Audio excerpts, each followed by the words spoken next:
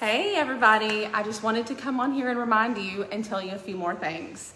So today is the deadline, April 30th, for your homestead and your ag exemption.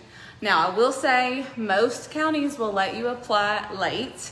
Sometimes they apply a fine for that, but get those applications in. It's very easy to do online. You can also fill it out and put it in the mail.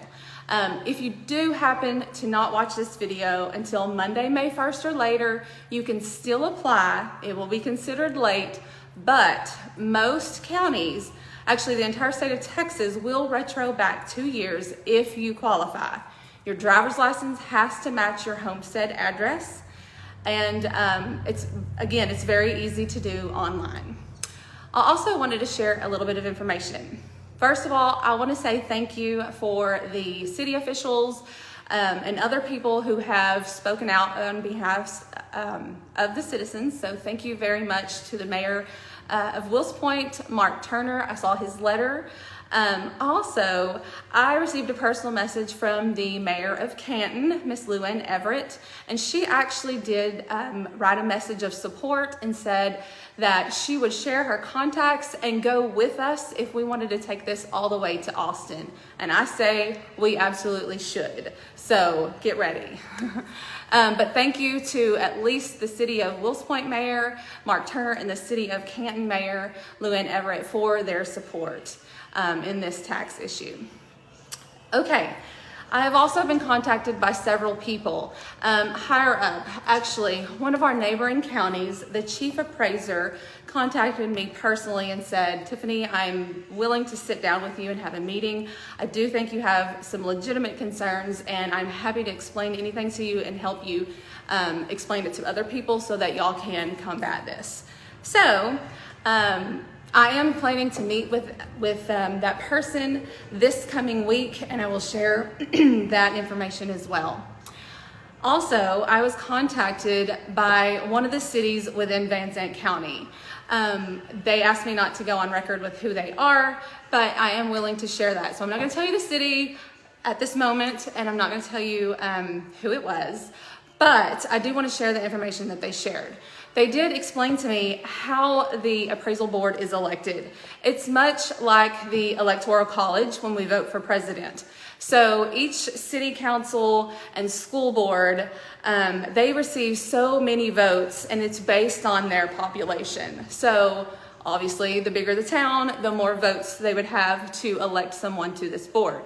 I know there was a lot of concern with the fact that the schools are getting the majority of our tax dollars, yet not every school was actually represented there at that board. So this is how they do it. Every city, every school, every commissioner, they have so many votes. And a lot of times what they do is they communicate together and they get a list of candidates that says, who do you want to vote for to be on this board? And it may be 5 people, 6 people, and then they have an opportunity to write someone in. But they have to pull all their votes, or each person, and then they can pull their votes together. So like one of the cities could contact the schools and say, hey, we are thinking about voting for this person. Do you want to put your votes together so that we can ensure that this person actually gets on that board? So I know it's another little convoluted confusion on that, but that is how that board is chosen and voted upon. So I'm happy to answer any questions on that.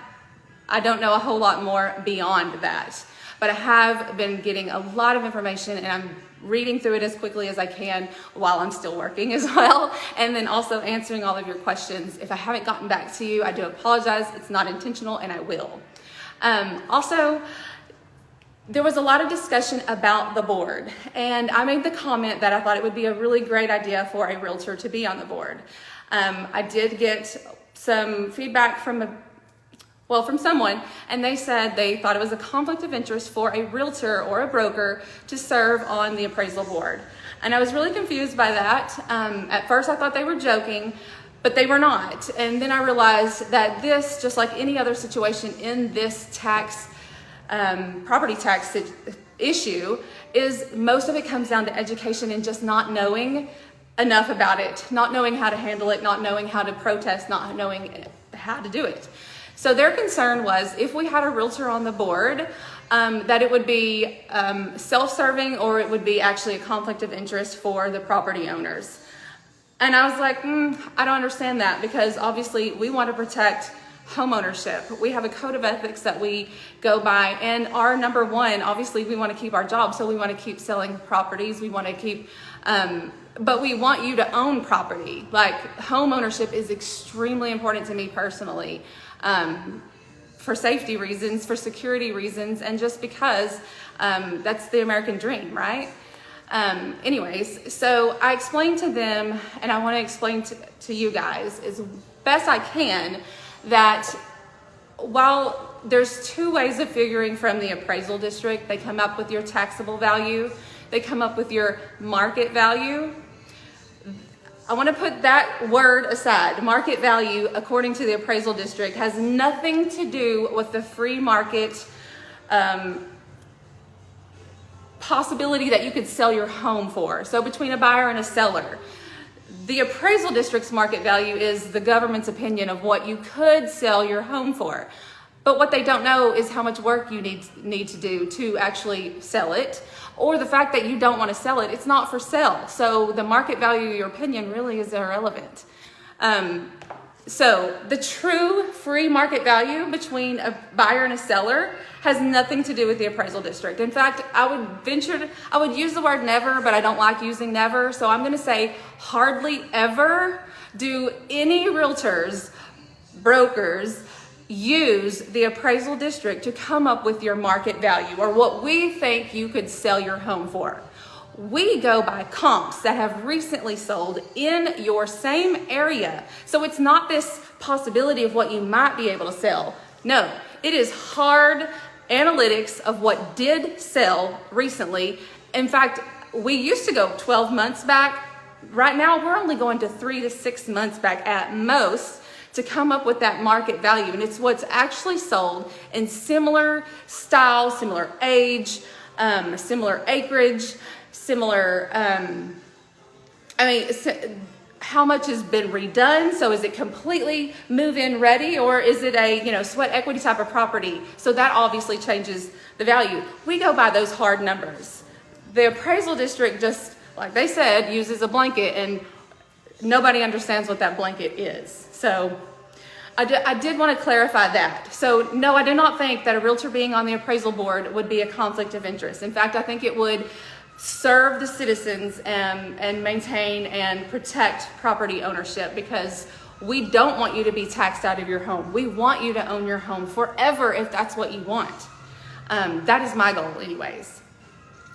Okay, so the next part I wanted to bring up was what one of the city officials actually came to me and said, Tiffany, this is a much bigger problem than most people realize, and it's going to be hard to understand, but I'm going to attempt to explain it to you the best way that I understood it. So obviously, majority of us have seen a huge influx in that market value and a huge influx in taxable value. I want to point out and remind you that if they continue to increase the market value over and over and over, that taxable value is going to always and forever continue to go up and up and up too, because they're constantly trying to bridge those two values. They want the taxable value to meet the market value, and it's always going to continue to increase if we don't find some kind of help with figuring out this market value. Okay, so going back to the city said, Tiffany, it's a bigger problem than you realize, because it's not just about this increase. They actually can't take an increase that's over a certain percentage. So I'm going to give you an example, and these are just made up numbers to make sense. So let's say this particular city last year received from their portion of the county appraisal taxes $500,000. Their max increase might be 10%. So for this next year that we're right here in the middle of protesting, the most they could take in would be $550,000. Well, as it sits right now, if nobody protested their property taxes, what would be collected on behalf of the city because of their rate would actually be $900,000. but they can only take $550 with their 10% increase. So where does that other $350,000 go? Well, let me tell you, I don't know.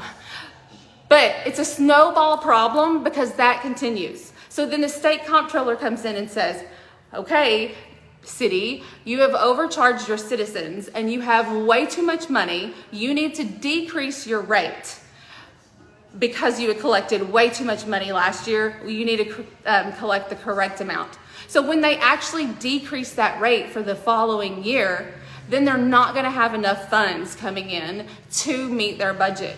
So when a city can't meet their budget, that means the police officers, that means how they run their city, and other things, all the things city, you know what I mean? So then their rate decreases, they don't have enough money to meet budget, they're scrambling, it's a panic. So the next year they have to increase their rate, and it's just a constant yo-yo, or it's a bigger effect than we even realize. And so what it comes down to, and actually their words were, the appraisal district does not know what they're doing. So it is a bigger issue, it is a bigger problem, and I know that's a lot of information and a lot to take in, but the simple version of that is protest your taxes. I don't care if you think that the increase is reasonable. Protest your taxes, your property taxes. Protest it, because if you don't, then you become what all the other comparable homes that the appraisal district is then using, and that just continues to increase that. So again, my goal is to maintain property ownership, is to secure that for the security and safety for our citizens, our families. If you're like me, I'm already at my forever location and I do want to live here forever. But when my taxes go up this year to $13,000 a year, that doesn't feel like it's a forever possibility. So what happens when I retire? And I'm 20 years plus from that freeze, which is just a rate freeze, not a no tax freeze. Anyways, I know that's a lot. I just wanted y'all to come on here. I am still fighting. Please, I've heard some concern about who's actually going to go to the meeting, the public forum that we're having. Guys, we have invited so many people to this. We've invited someone from the state comptroller. There's a lot of pressure to get somebody here to answer questions. We've invited our representatives, Lance Gooden, I cannot think of his name right now, Brian Slayton. We have invited, obviously, the county commissioners. We have invited our chief appraiser. We have invited the city mayors. There's so many people that hopefully will accept our invite. But regardless if they accept it or not, it's going to be so much good information for you. Not just myself, there's so many people, and I'm bipartisan, but the Republican Club, which is amazing. They have got so many people behind them and giving them and sharing them information. It's wonderful. So they are actually the ones putting this public forum together. So thank you to them for that. But there is going to be so much information. And so I want you to come and feel educated so that you understand what the system is, because it's not just about us. It's about protecting our land and our property for our children and our grandchildren. And I'm just going to say this. I hope they don't kick me off, but our forefathers left a country on less taxation than what we're facing right now. So that's something to really think about. Anyways, I hope y'all have a wonderful, wonderful Sunday. If you are out and about, you want to come check out a home, come see me. I'm in Canton, 13369 State Highway 19. I will be here till 3 o'clock. You'll have a wonderful day. Thank you. Fight the good fight.